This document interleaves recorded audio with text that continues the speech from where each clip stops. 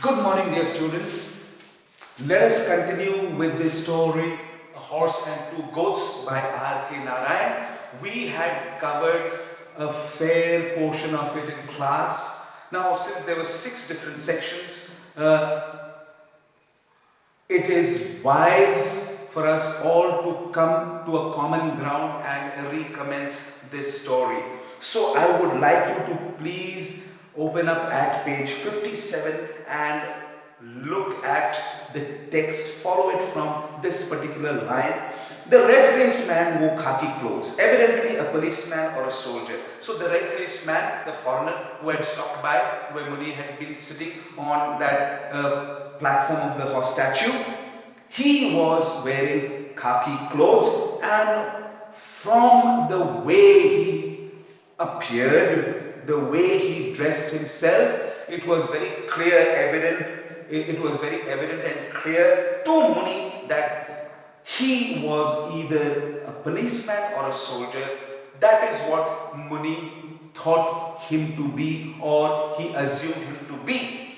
Muni said to himself, he will chase or shoot if I start running. Muni thought to himself that he would definitely shoot him or chase him, pin him down, if he had made an effort to run. Some dogs, according to Muni and his experience, he believed that some dogs would only chase people, those who would run. A dog would never bite or chase a person who would not run. So he decided to remain where he was and not make any effort to run, reasoning in his mind that the man who he thought was a policeman or a soldier would shoot him or chase him down and bring him down, pin him down. Then he prayed to Lord Shiva to protect him.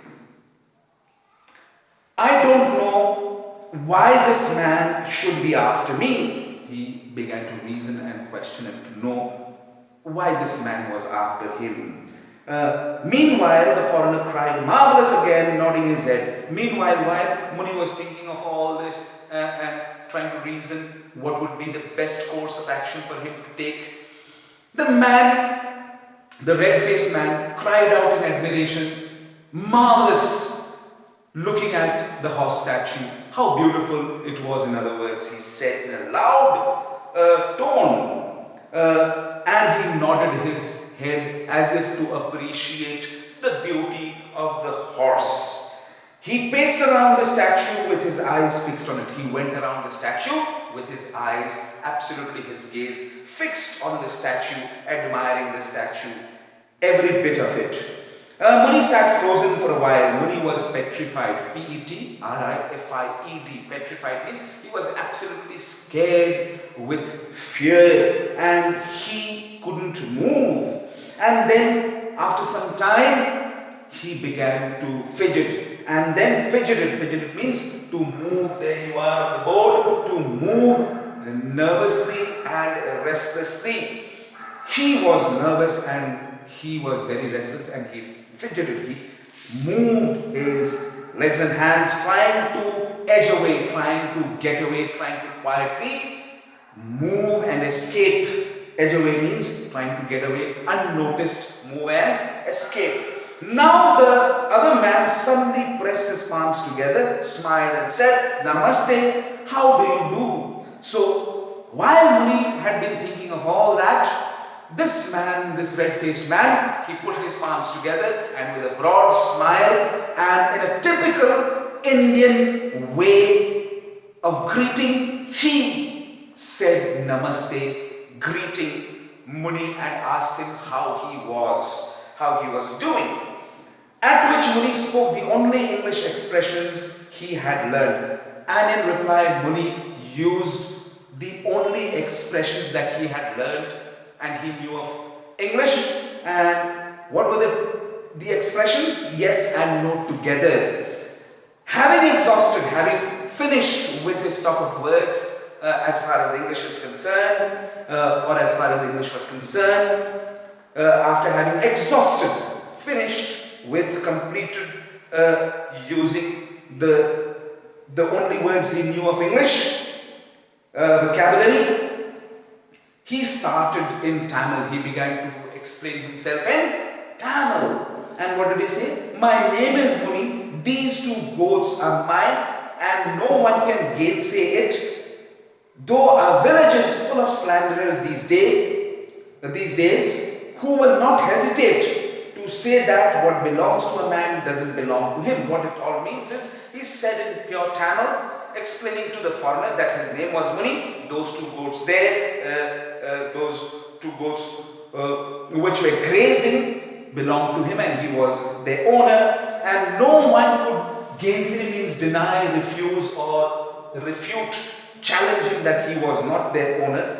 And then he said, though our village is full of slanderers, and he said that the village in which he lived in was full of people, wicked people, malicious people, false people, who always intended and who always wanted to tarnish and damage the good reputation of others. And these slanderers who lived in his village would never stop themselves, would never think twice, never hesitate to claim for others' things as their own. They would never hesitate or stop themselves, think twice to prove that the real owner of things were not the owners of those things. That is what he meant to say by all that.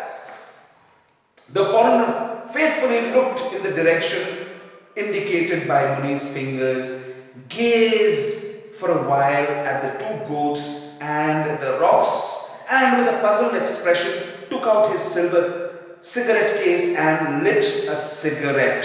So the foreigner, not understanding what Muni was trying to say, he obediently, very faithfully looked in the direction in which Muni was pointing to with his fingers, gazed for a while in that direction, looking at the two goats grazing and the rocks at that particular place, and with a confused look on his face, with a puzzled expression, confused look on his face, he took out the silver cigarette case and lit a cigarette for himself.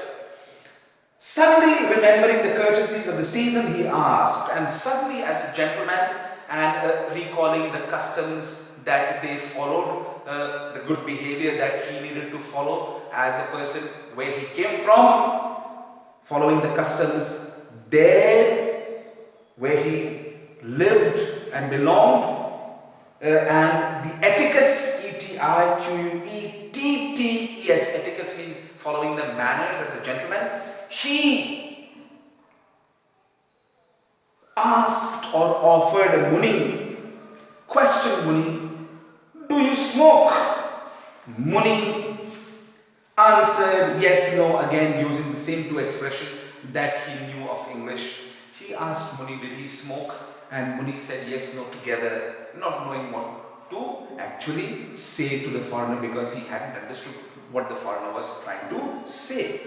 Whereupon the red-faced man took out a cigarette and gave it to Muni. Whereupon, following which, the red-faced man took out a cigarette and offered it to him, who received it with surprise, having had no offer of a smoke from anyone for years now. And he was absolutely taken aback, surprised, not knowing what to do, because for a many years, nobody had ever offered him a cigarette to smoke.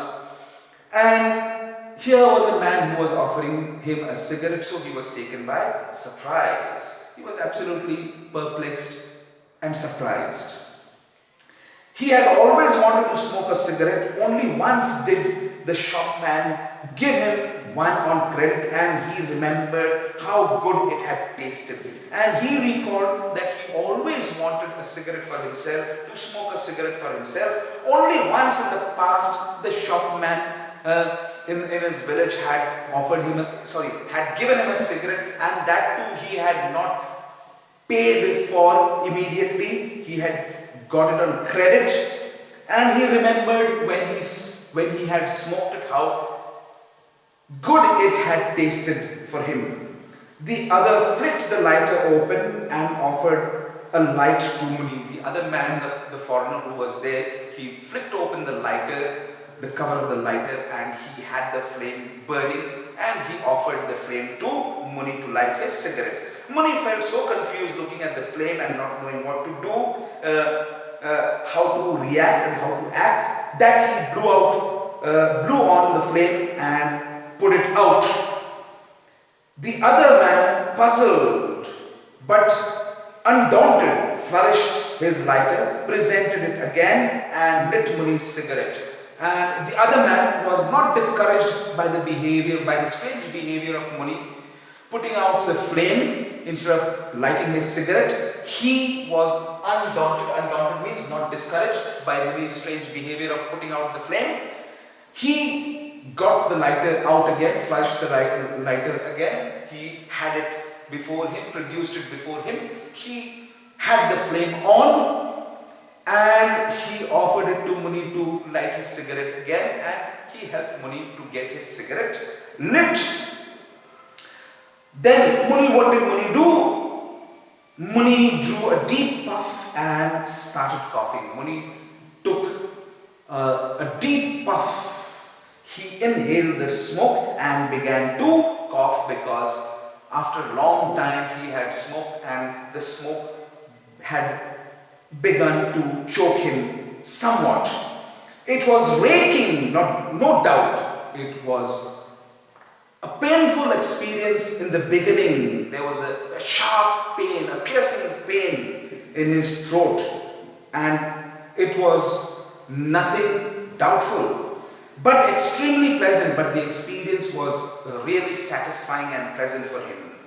When his cough subsided, when he had stopped coughing, when the cough had gone down, he wiped his eyes and took stock of the situation.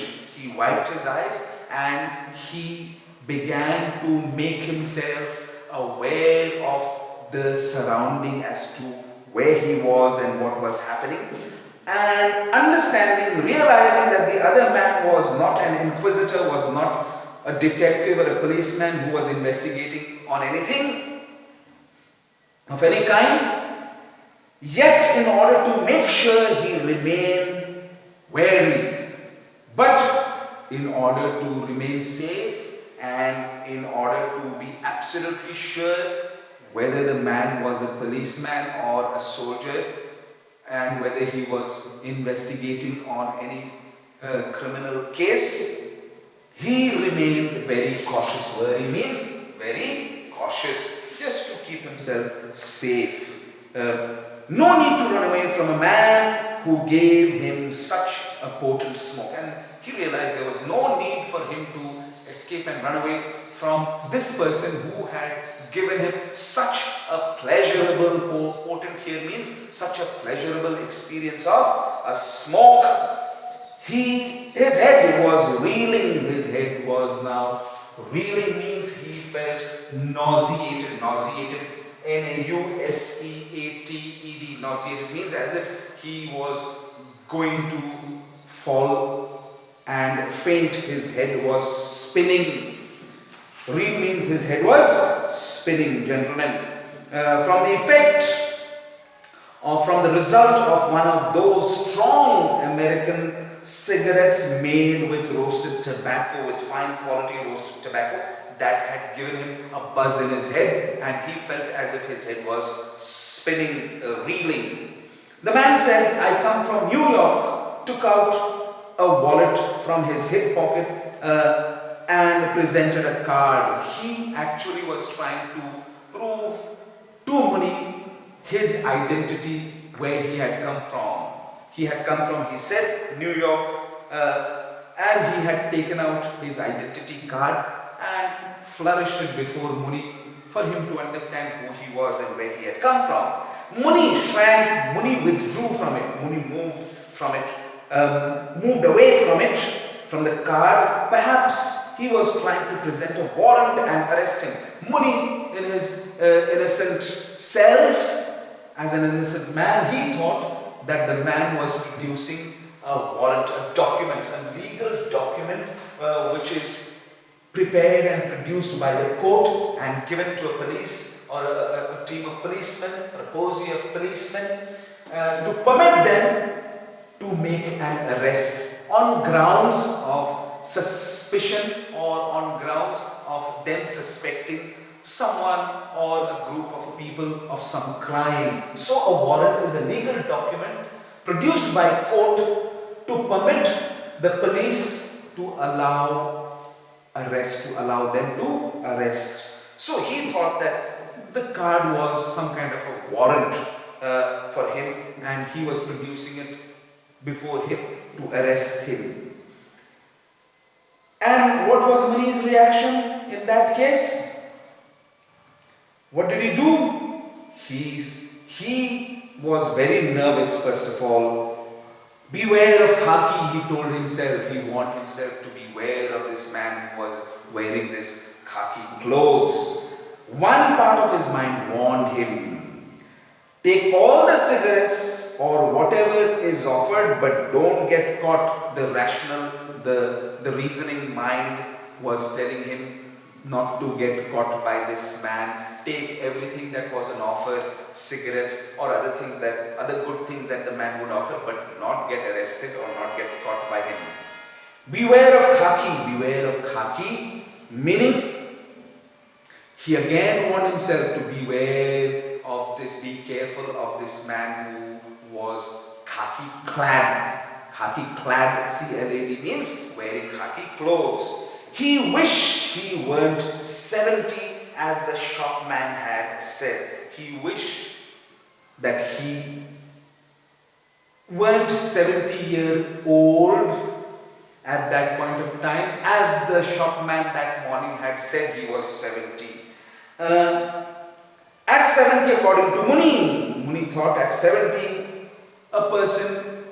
there was no need for a person to make an effort to run away from one's destiny. And there was no need for a man to make an effort to fight against one's destiny. All a man could do was to accept his fate and accept all that his fate had to offer, his destiny had to offer, and go with what would come and not try to fight it. At 70, one didn't run but surrendered, submitted oneself to whatever was in offer by destiny, and not fight against it, not make an effort to get away from it. He could only ward off trouble by talk, and he realized the only way, physically it was not possible for him to escape and run away from this man. The only way he could get out of trouble and have that man chased away, ward off means to get it away from him, get the trouble away from him, ward it off, was by keeping him engaged in his conversation and using sweet talk. So he went on, all in the chaste Tamil for which Kritam was famous. So he began to engage the man in conversation with him. He spoke in pure Tamil, for which this little village of Kritam was known and famous. He said before God, Sir, Bhagwan, he took the name of God, he used the Hindi word Bhagwan for God, who sees everything, and he said that God was all-knowing because he had the ability and power to see everything that was unfolding or happening and everything that a person did on earth. I tell you, sir, that we know nothing of the case. And he said that he was innocent, so were the people of his village. They didn't know anything of the case, and soon you will learn what this case he is referring to. If the murder was committed, whoever did it will not escape. And he said whoever had committed the murder, he was referring to a certain murder that had taken place very lately. And he said that whoever had committed the murder would not escape punishment. Bhagwan, he said, God was all aware and all seeing. He had witnessed who had committed the murder, and he would definitely punish him. don't ask me about it. And he said that there was no need for the man to ask him, for he did not know anything about the case. I know nothing, he said. He declared that he didn't know anything regarding the case. A body had been found, mutilated and thrown under a tamarind tree at the border between Kritham and Kupam a few weeks before, giving rise to much gossip and speculation. So a body had been found, a dead body had been found, disposed, thrown, discarded, absolutely cut into pieces, destroyed and torn into pieces. Mutilated means torn into pieces, strewn and torn into pieces, cut into pieces. It was discarded and thrown, disposed under a tamarind tree. Tamarind means it's a kind of a fruit. It's sa. In Nepali they say titri, in Hindi they say imli, and in Bengali they say tetul. So under a tamarind tree between the two villages, at the border between the two villages of Kritham and Kupam, few weeks ago, giving rise, causing a lot of gossip among the local people and a lot of speculation. Speculation means they wanted to know, they were inquisitive and they wanted to know, they were curious to know who the person had been murdered and what had caused the murder and the reason related to the murder. So speculation means the desire to know, the desire to inquire and know. Muni added an explanation. Anything is possible there, and Muni tried to prove himself innocent as well as prove that the people in Kritham were not as wicked as the people in Kupam. And he said anything was possible with the people in Kupam. They were wicked. People over there, he said, would stop at nothing. He said people there were so wicked that they could go to any extent to have their way, fulfill their wicked desires, and they had no good thought, no sense of goodness in them. The foreigner nodded his head and listened courteously in a very calm, obedient, well-mannered way, courteously, though he had understood nothing what Muni had tried to explain to him. I'm sure you know when this horse was made, the red-faced man asked and smiled ingratiatingly. What is the meaning of ingratiatingly? In a way showing too much of respect, more than what was required of him to show at that point of time in that situation. He had overshown his respect towards Muni. And what had he inquired of him? Did Muni know when the horse was made and installed there? So in this part, gentlemen, go through the text till that line on page 59. In the next part, we will continue. Thank you.